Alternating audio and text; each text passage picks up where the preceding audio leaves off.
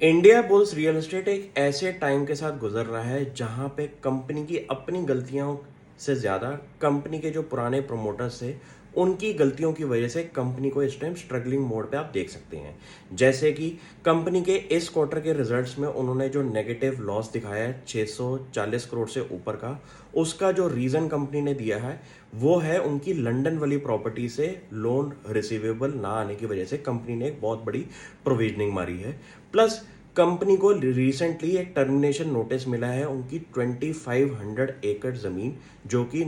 आपकी थी एक एसईजेड ज़मीन के अंदर। तो वहाँ पे कंपनी को भी एक टर्मिनेशन नोटिस मिला है, रीज़न बीइंग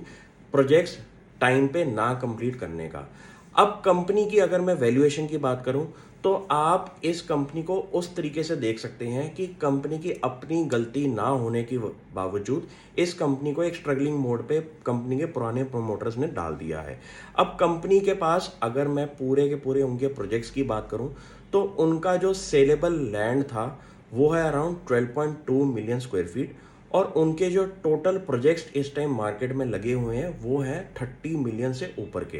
तो आप ये सोच सकते हैं कि उन एग्जिस्टिंग प्रोजेक्ट्स के अंदर जो 12.2 मिलियन लैंड है जो कि अभी अनसोल्ड है, उसके अंदर सारे खर्चे काटने के बाद कंपनी का जो नेट सरप्लस बनेगा वो अराउंड 6000 करोड़ के आसपास का बनेगा। और कंपनी की डेट पोजीशन अगर आप नोटिस करेंगे तो कंपनी इस टाइम नेट कैश पे बैठी हुई है, जिसके पास अराउंड 310 करोड़ का कैश पड़ा हुआ है सारी की सारी डेट रिपेमेंट करने की वजह से। लेकिन आज की डेट में इस कंपनी ने आउट परफॉर्मेंस इसलिए नहीं दिखाई हुई क्योंकि ये कंपनी एक ऐसे टाइम से गुजर रही है जहां पे कंपनी के पुरानी गलतियों को इस टाइम कंपनी साफ कर रही है, उनकी एग्जिस्टिंग न्यू मैनेजमेंट।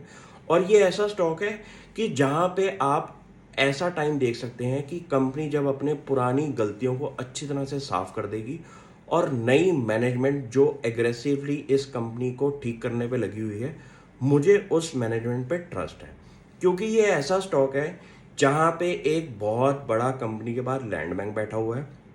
कंपनी के एग्जिस्टिंग प्रोजेक्ट से आपके पास सरप्लस जो पैसा आएगा उसकी वैल्यू अराउंड 6000 करोड़ की है। और ये कंपनी ऐसा ब्रांड है मुंबई रीजन के अंदर जहां पे कंपनी ने बहुत बड़े बड़े कॉरपोरेट ऑफिसेज भी बनाए हैं। तो मुझे लगता है कि ऐसी कंपनियों को आप एक ऐसा नज़रिया रख सकते हैं जहां पे आप कह सकते हैं कि कंपनी ने जितनी भी अपनी पास्ट के अंदर गलतियां करी थी उसको कंपनी इस टाइम ठीक कर रही है। और जब ये गलतियां ठीक हो जाएंगी और कंपनी एक फ्रेश स्टार्ट करेगी तो वहां पे मुझे लगता है कि शेयर होल्डर का एक पॉजिटिव आउटलुक भी रहेगा इस स्टॉक पे। मैं स्टॉक को काफ़ी 6 महीने से नोटिस कर रहा हूं और मुझे लगता है कि कंपनी अच्छे ट्रैक पे चल रही है और कंपनी के पुराने प्रमोटर्स ने जो गलतियां करी हैं उनको कंपनी ठीक करके रहेगी।